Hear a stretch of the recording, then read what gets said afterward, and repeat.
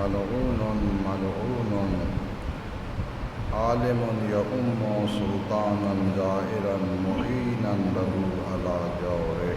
Monet الظالمین کے عنوان سے گفتگو ہو رہی تھی، اور یہ مونت الظالمین کا عنوان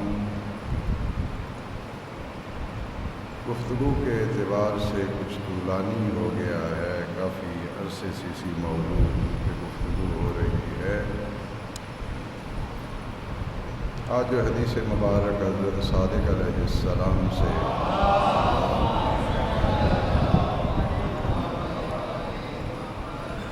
یہاں پر بیان کرنے کی سعادت حاصل کی ہے، اس میں حضرت نے ارشاد فرمایا ملعون ملعون یؤم سلطان عالم یؤم سلطانا جائرا، کہ ملعون ہے وہ اہل علم جو ظالم بادشاہ کا قصد کرتا ہے،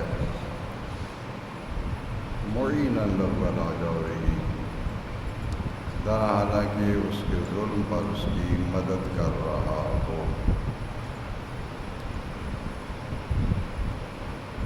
عام انسان سے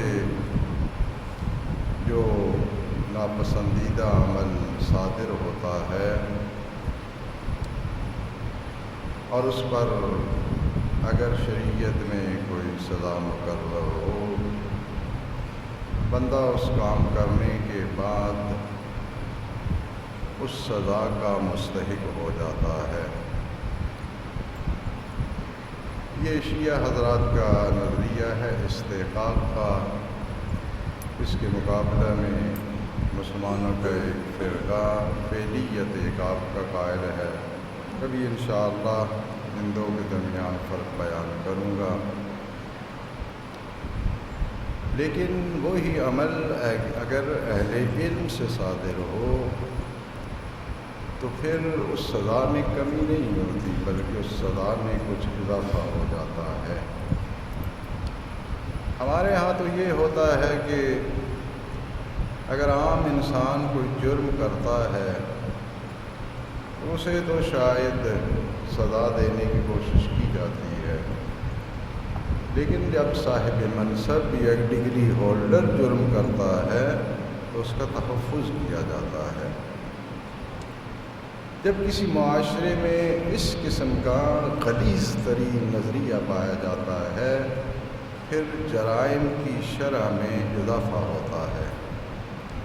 حالانکہ ہونا یہ چاہیے کہ اگر ایک جاہل ان پڑھ شخص قانون کی مخالفت کرتا ہے اسے تو رعایت مل جانی چاہیے، لیکن اگر ایک پڑھا لکھا شخص اور مفکر اور پنچایت کا ٹھیکیدار وہ جرم کرے تو اسے عام مجرم سے کچھ سزا میں اضافہ ہونا چاہیے، اس لیے کہ جو معاشرے میں وجہ رکھتا ہے، جو مقام رکھتا ہے، لوگ جس کا احترام کرتے ہیں یا لوگ جس کو اہمیت دیتے ہیں، جب وہ جرم کرتا ہے تو اس کا جرم مثال بن جاتا ہے۔ اور بہت سے لوگ جو ہیں ہمیشہ اپنے جرم کے دفاع میں اس کی مثال پیش کرتے ہیں کہ اگر یہ جرم ہے تو فلاں شخص نے بھی تو یہ کیا ہے، اس طرح وہ اپنا دفاع کرتے ہیں۔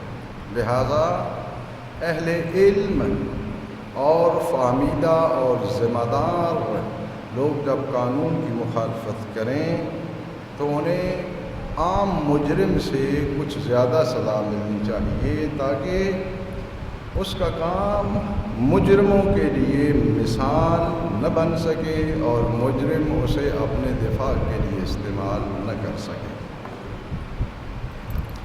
لیکن ہمارے معاشرے کے تو کیا کہنے، یہ ہمیشہ الٹی گنتی گنتا ہے، سیدھی گنتی سے آتی ہی نہیں ہے۔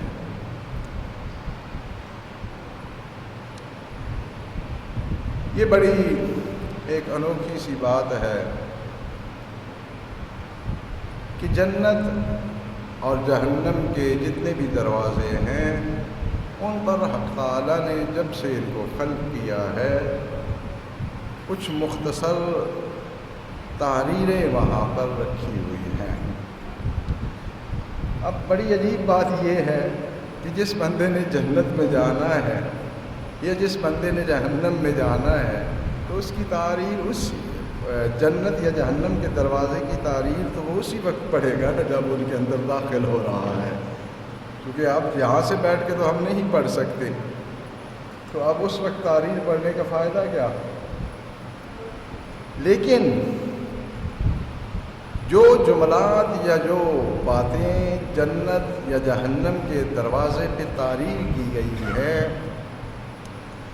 اس جگہ پہ ان کو رکھنا یہ بتاتا ہے کہ وہ انتہائی اہمیت والی باتیں ہیں۔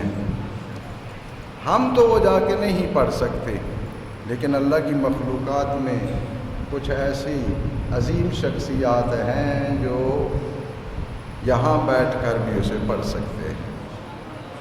لہذا جب حضرت سرکار دو عالم صلوات اللہ علیہ معراج پہ بلایا گیا اور جنت اور جہنم کی سیر کروائی گئی تو حضرت نے وہ عبارات پڑھیں اور معراج سے واپسی پر وہ عبارات اپنی امت کے لیے بیان فرمائیں، اور قابل قدر ہے جناب نقوی صاحب کی یہ محنت کہ انہوں نے وہ دونوں تحریریں اپنے مختصر سے کتابے میں جنت کے دروازے پہ جو دروازوں پہ تحریر ہیں اور جو جہنم کے دروازوں پہ تحریر ہیں دونوں وہ اردو میں انہوں نے چھاپی ہیں، ہر شخص کی دسترس میں ہو سکتی ہیں، وہ لے کے دیکھ سکتا ہے۔ عبداللہ بن مسعود نے سرکار دو عالم صلوات اللہ علیہ سے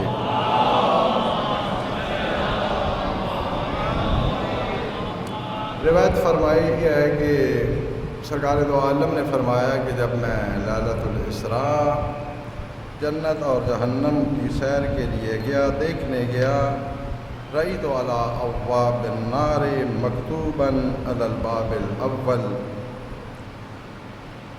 حضرت نے ارشاد فرمایا کہ جب میں سیر کے لیے گیا تو جہنم کے دروازوں پر جو تحریر تھی ان میں سے پہلے دروازے پہ جو تحریر تھی وہ یہ تھی، ثلاث کلمات، تین چیزیں لکھی ہوئی تھیں، تین جملے تھے۔ اضل اللہ من اہان الاسلام، پہلا جملہ یہ تھا کہ خداوند متعال اسے ذلیل و خوار کرے جو اسلام کو ذلیل و خوار کرتا ہے، اور دوسرا جملہ تھا احل اللہ من اہان اہل البیت، خداوند متعال اس ذلت و خواری میں مبتلا فرمائے کہ جو اہل بیت کے لیے ذلت و خواری کا باعث بنتا ہے یا ان کے لیے وہ کوتاہی کرتا ہے، ان کی شان میں نقص کرتا ہے۔ اضل اللہ من اعان الظالمین علی ظلمہم للمخلوقین، اور تیسرا جملہ یہ تھا کہ خداوند متعال اس کو ذلیل کرے یا ذلیل کرتا ہے کہ جو ظالموں کی مدد کرتا ہے مخلوق پر ظلم کرنے میں، یعنی پہلا جو دروازہ ہے الباب الاول، اس پر تیسرا کلمہ جو لکھا گیا ہے وہ یہ ہے کہ خداوند متعال ذلیل کرتا ہے ایسے شخص کو جو ظالموں کی اللہ کی مخلوق پر ظلم کرنے میں مدد کرتا ہے۔ وہی ہمارا عنوان جو معونت الظالمین ہے۔ ظاہر ہے کہ میری باتیں نہ کوئی اہمیت رکھتی ہیں، نہ آپ کو ان پہ غور و فکر کرنا چاہیے، کیونکہ ہمارے معاشرے کے اکثر مفکرین اپنے گناہوں اور اپنے کرتوتوں کو چھپانے کے لیے ہمیشہ یہ حوالہ ہے، یہ مولوی ہے، یہ کہتے رہتے ہیں۔ یہ مولوی کی باتیں نہیں ہیں، یہ سرکار دو عالم کے الفاظ ہیں۔ یہ وہ الفاظ ہیں جو جہنم کے دروازے پر لکھے ہوئے ہیں۔ اور پھر حضرت نے فرمایا کہ وعلی الباب الخامس، 5ویں دروازے پہ لکھا ہے مکتوب ثلاث کلمات، 3 جملے وہاں پر بھی لکھے ہیں، لا تتبع الہوی فالہوی یخالف الایمان، کہ خواہش کی پیروی نہ کرو اس لیے کہ خواہش ایمان کے مخالف ہے۔ یعنی جب کوئی شخص خواہش کی پیروی کر رہا ہے تو وہ اس پیروی میں ایمان کی مخالفت کر رہا ہے۔ جتنی اس کی خواہشات کی پیروی بڑھتی جائے گی اتنی ایمان کی مخالفت بڑھتی جائے گی، اور جتنا کوئی شخص ایمان کا تابع دار ہوتا جائے گا اتنا ہی وہ خواہشات کی پیروی سے دور ہوتا جائے گا۔ 2 مخالف فریق ہیں، 2 مخالف گروہ ہیں، 2 مقابلے میں جماعتیں ہیں، ایک اہل ہوا اور ایک اہل ایمان۔ یہ دوسری بات ہے، ہمارا معاشرہ تو ماشاء اللہ تمام انسانی معاشرے میں بڑا نرالا معاشرہ ہے۔ یہ تو انتہائی قانون شکن شخص کی بھی تعریفیں کرتا ہے، اور پھر جب وہ جلسہ ہوتا ہے تو پھر مولانا صاحب سفید داڑھیوں والے نمازی وہاں کھڑے ہو کے ماشاءاللہ وہ دعائیں دے رہے ہوتے ہیں کہ گویا کہ ان کی جنت کی رسید ابھی ابھی حضرت جبرائیل لے آئے ہیں، اتنی یہ مقدس شخصیت ہے۔ جب معاشرہ اتنا بے حس ہو جاتا ہے پھر نہ اس معاشرے میں قانون کی پابندی ہوتی ہے، نہ حقوق کا دفاع ہو سکتا ہے، نہ حقوق کی ادائیگی ہوتی ہے۔ ایسا معاشرہ اندھوں کا معاشرہ ہوتا ہے، گنگے اور بہرے لوگوں کا معاشرہ ہوتا ہے، اس لیے کہ معاشرتی پریشر ہی انسانوں کو قانون کا پابند بناتا ہے۔ جب جرم اور اہل جرم کے پیچھے اور ہر کام میں عوام اور معاشرے کے ذمہ دار غیر ذمہ دار افراد کھڑے ہوتے ہیں تو پھر جرم کی شرح کے اضافے میں دنیا کی کوئی طاقت کمی نہیں لا سکتی۔ پہلا یہ، اور دوسرا جملہ جو اس پہ لکھا تھا ولا تکثر منطقک فی ما لا یعنی فتسقط من رحمت اللہ، کہ جو بات اور گفتگو آپ کے لیے مفید نہیں ہے، بے معنی گفتگو، یہ اس میں زیادہ نہ بولو، اس لیے کہ جو اس قسم کی زیادہ گفتگو کرتا ہے وہ اللہ کی رحمت سے ساقط ہو جاتا ہے۔ آسان سا کام ہے زبان کو چلانا، اور قیامت کے دن سب سے زیادہ گناہ جس عضو کے انسان کے نامہ اعمال میں نکلیں گے وہ حضرت زبان صاحبہ ہیں، کیونکہ ان کے چلانے میں کوئی زیادہ انرجی خرچ نہیں کرنی پڑتی، اور اس سے نکلے ہوئے الفاظ بسا اوقات نسلوں تک اپنا اثر چھوڑتے ہیں۔ بات ہوتی ہے وہاں سے جھگڑا شروع ہو گیا، جھگڑا ہوا قتل و غارت شروع ہو گئی، پھر صدیوں وہ قتل و غارت جاری رہتی ہے۔ یہ سارا اس ایک چھٹانک یا 1.5 چھٹانک یا پونی چھٹانک زبان کی حرکت کا کمال ہے۔ زبان ہلاتا ہے، ایک معاشرے کو گمراہی کے کڑے میں دھکیل دیتا ہے۔ اب صدیوں لوگ جو ہیں وہ اس لیے جہنم میں جا رہے ہیں کہ اس کی زبان کی حرکت نے گمراہی کا راستہ کھول دیا ہے۔ لہذا خدا را اس اپنے عضو کو بہت ہی سوچ سمجھ کے حرکت میں لائے، کیونکہ اس کے نقصانات جو ہیں ان کا تخمینہ لگانا اتنا آسان کام نہیں ہے۔ وَلَا تَكُنْ عَوْنًا لِلظَّالِمِينَ، اور آپ ظالموں کے مددگار نہ بنیں۔ یہ تیسرا جملہ تھا۔ میں اپنی گفتگو کو ختم کرنا چاہتا ہوں۔ یہ واقعہ پہلے بھی 1-2 دفعہ میں نے خطبہ میں پیش کیا ہے، اور بہت ہی اہمیت والا واقعہ ہے۔ ان لوگوں کی نسبت جو اپنی سمجھداری، شعور، منصب اور قانونی حیثیت، معاشرتی حیثیت اپنے جرائم کے دفاع کے لیے استعمال کرتے ہیں، جو ہمارے معاشرے کا امتیاز ہے۔ ہمارے معاشرے میں کبھی بھی طاقت والے کے جرم کو کوئی جرم ماننے کے لیے تیار نہیں ہوتا۔ یہاں ہی کوئی شخص جو ہے اس کی ڈگریاں لٹکا دی جائیں اور کل یہاں جو ہے وہ خباثتوں کا انبار لگا دے، کوئی بھی اسے غلط نہیں کہے گا کہ یہ جو پڑھا لکھا بندہ ہے، وہ اس نے نام اٹھایا تھا، وہ حکومت نے سے یہ کیا تھا۔ او بھائی، جو پڑھا لکھا ہوتا ہے وہ ظلم نہیں کر سکتا، کمزور بندہ ظلم کرتا ہے۔ جو پڑھا لکھا ہوتا ہے وہ قانون شکنی نہیں کر سکتا۔ پڑھا لکھا ہے، پڑھا لکھا ہونے سے بندہ نبی یا امام نہیں بن جاتا کہ اس سے غلطی نہ ہو۔ اور جو معاشرے میں بڑے لوگ کہلاتے ہیں ان کی غلطیاں بھی بڑی ہوتی ہیں کیونکہ اس کے اثرات دور تک جاتے ہیں۔ یہ حضرت صفوان بن مہران جمال کا واقعہ ہے، اور پہلے بھی ایک دو دفعہ میں خطبے میں بیان کر چکا ہوں۔ حضرت موسیٰ کاظم علیہ السلام کے اصحاب میں سے اور انتہائی معتمد اصحاب میں سے ہیں، اور انتہائی اہمیت سے اہل بیت علیہ السلام کے فرامین کی پابندی کرنے والے حضرات میں سے ہیں۔ یعنی وہ صرف نام کے شیعہ نہیں ہیں، عمل کے بھی شیعہ ہیں۔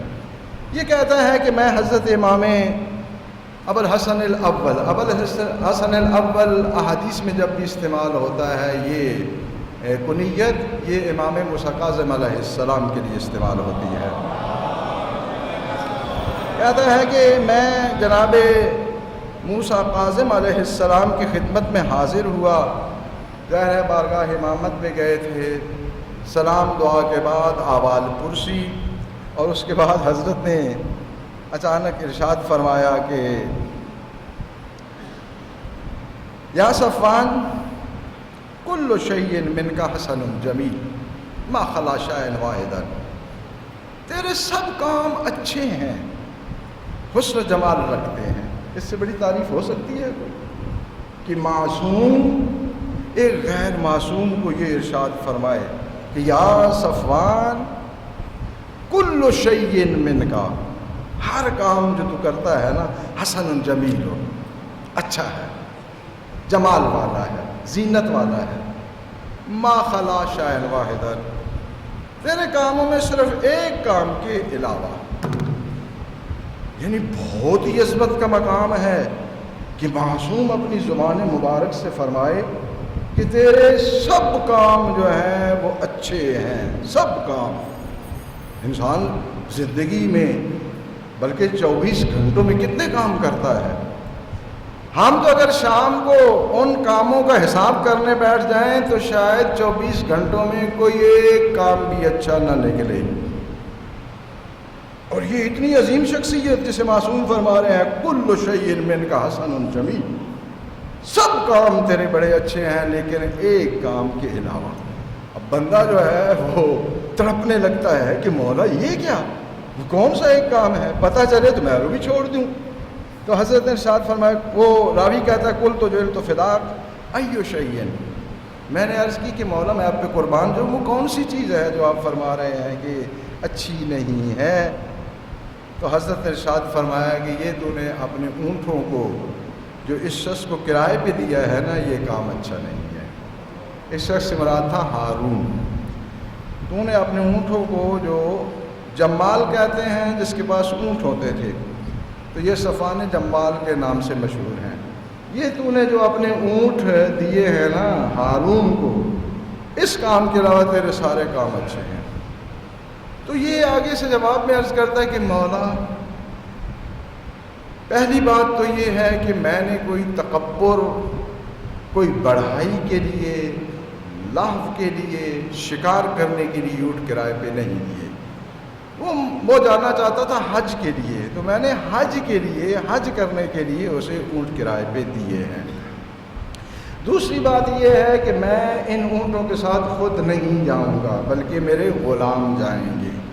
اچھا دفاع ہو گیا نا، کہ نہ تو میں نے شکار کرنے کے لیے دیے ہیں، نہ کوئی تکبر کے لیے دیے ہیں، نہ اکڑ کے لیے دیے ہیں، نہ کسی فساد کے لیے دیے ہیں، نہ شکار کرنے کے لیے دیے ہیں، نہ لغو کام کے لیے۔ میں نے تو اسے کرائے پہ دیے ہیں کہ وہ حج انجام دینا چاہتا ہے، تو اس نے اونٹوں کا مطالبہ کیا، میں نے کرائے پہ دے دیے، اور پھر کوئی مفت بھی نہیں دیے، کرائے پہ دیے۔ اب یہ چونکہ وقت ختم ہو رہا ہے اس لیے میں اس کی عربی نہیں پڑھ رہا، تو جب حضرت نے یہ سنا فقال علی، صفوان کہتا ہے کہ مولا نے مجھ سے فرمایا کہ یا صفوان ایقع قراؤک علیہم، یہ جو تو نے ان کو کرائے پہ دیے ہیں اونٹ، کیا تیرا کرایہ ان پر واقع ہو گیا ہے؟ یعنی وہ جو رقم تو نے طے کی ہے وہ ان کے ذمے ہے یا نہیں ہے؟ ادائیگی تو نہیں ہوئی تھی، ظاہر ہے کہ وہ پہلے جو کچھ پیسے دیتے ہیں اس نے دیے ہوں گے، باقی تو واپسی پہ ملنے تھے۔ تو حضرت نے پوچھا کہ تیرا کرایہ ان کے پاس ہے یا نہیں ہے؟ تو کہتا ہے کہ میں نے مولا کی خدمت میں عرض کی، قلت نعم، یہ تو ہے، میرا کرایہ اس کے ذمہ باقی ہے، جو تو فداک آپ پہ قربان جاؤں۔ قال فقال علی، تو صفوان کہتا ہے پھر مولا نے مجھ سے ارشاد فرمایا اتحب بقاءہم حتی یخرج قراؤک، کیا ان کی زندگی چاہتا ہے یہاں تک کہ وہ تیرا کرایہ تجھے ادا کر دے؟ اس جملے پہ غور فرمانا، یعنی وہ تو چاہتا ہے کہ وہ اس وقت تک زندہ رہے جب تک تیرا کرایہ ادا نہیں کیا، تیرا کرایہ ادا کرنے کے بعد مرے۔ عرض کرتا ہے مولا نعم، یہ تو چاہتا ہوں کہ جب تک کرایہ اس نے میرا ادا نہیں کیا وہ اس دنیا سے نہ جائے۔ اب معصوم کے الفاظ سننا اور اپنے سپرد کر لینا۔ حضرت نے ارشاد فرمایا قال من احب بقاءہم فہو منہم، جو ان کا باقی رہنا پسند کرتا ہے، دوست رکھتا ہے، وہ ظالموں میں سے ہے۔ کس لیے یہ اس کی زندگی چاہ رہا تھا؟ گناہ کے لیے؟ صرف یہ کہ جو حج کے لیے میں نے اونٹ کرائے پہ دیے ہیں نا، ان کا کرایہ ادا کر دے، بس اتنی دیر زندہ رہے۔ حضرت نے فرمایا جو ان کے بقا کو پسند کرتا ہے، اس سے محبت کرتا ہے، فَوَ مِنْهُمْ، اچھا ان میں سے ہو جائے تو کیا ہوتا ہے؟ وَمَنْ كَانَ مِنْهُمْ كَانَ وَرَدَ النَّارِ، اور جو بھی ان میں سے ہوگا وہ جہنم میں داخل ہوگا۔ ایک ایسے شخص کو مولا فرما رہے ہیں جس کے متعلق خود فرما رہے ہیں یا صفوان کل شیء منک حسن جمیل، ہر کام تیرا بہت اچھا ہے۔ اسے فرما رہے ہیں کہ اگر کوئی ظالموں کی زندگی سے محبت کرتا ہے، ولا وہ چند دنوں کے لیے ہو کہ وہ زندہ رہیں، وہ ظالموں میں سے شمار ہوتا ہے، اور جو ان میں سے شمار ہوتا ہے وہ جہنم میں داخل ہوگا۔ اور وہ صفوان کہتا ہے جب ظاہر ہے ایک نیک شخص سے معصوم ایسا فرمائے، اس کے بیچارے کے تو بہت تلے سے زمین نکل گئی کہ یہ کیا ہو گیا۔ تو کہتا ہے کہ بس میں وہاں سے اٹھا، باہر نکلا اور کسی بندے کو تلاش کیا کہ یار میں اونٹ بیچنا چاہتا ہوں، میں یہ کاروبار نہیں کرنا چاہتا۔ خیر اونٹ بیچ دیے، اس کی خبر ہارون کو پہنچ گئی، اس نے بلایا، اس نے کہا کہ سنا ہے تو نے اونٹ بیچ دیے ہیں؟ میں نے کہا جی بیچ دیے ہیں۔ اس نے کہا کیوں بیچے ہیں؟ کہا اس لیے کہ میں بوڑھا ہو گیا ہوں، میں تو کام کر نہیں سکتا، اور جو غلام اور ملازم بیچتا ہوں وہ کام پورا نہیں کرتے، لہٰذا میں نے بہتر سمجھا کہ یہ کاروبار ختم کر دوں۔ چلتا کاروبار، یہ میں چونکہ وقت نہیں ہے ورنہ آپ کی خدمت میں پیش کرتا کہ کیا نقطہ ہے کہ جس کی زندگی کی معاش اس کاروبار پہ چل رہی تھی وہ آج سے بند ہو گیا، اس لیے کہ معصوم نے فرمایا کہ اس طرح ظالموں میں سے شمار ہو جائے گا، کاروبار ٹھپ بند اور قصہ تمام۔ وہ ہارون کہتا ہے کہ مجھے پتہ ہے جس نے تجھے اس کام کا اشارہ کیا ہے۔ اس نے کہا کہ کون ہے؟ کہتا ہے کہ موسیٰ بن جعفر نے آپ کو اس پہ اشارہ کیا ہے، انہوں نے ابھارا ہے۔ کہتا ہے میرا موسیٰ بن جعفر سے کیا کام، میں کون اور موسیٰ بن جعفر کون؟ وہ ظاہر ہے بادشاہ تھا، اس نے کہا کہ اگر تیرا میرا حسن مصاحبت نہ ہوتا لقتلتک، تو میں تجھے قتل کر دیتا، لیکن تیرے ساتھ میری اچھی دوستی ہے اس لیے تجھے میں کچھ کہہ نہیں رہا۔ پورے کا پورا کاروبار بند کر دیا تاکہ معونت ظالمین کا مصداق نہ بن جائے۔ آپ صاحب اختیار ہیں، صاحبان منصب سے، لوٹنے والوں سے ضرور تعلق رکھیں، آپ کے پاس جنت کی رسیدیں ہیں، کوئی آپ سے چھین نہیں سکتا۔ لیکن اہل بیت علیہ السلام کا نظریہ، اہل بیت علیہ السلام جو ہیں وہ اس طرح سوچتے ہیں جو اس حدیث میں بیان ہوا ہے۔ بسم اللہ الرحمن الرحیم۔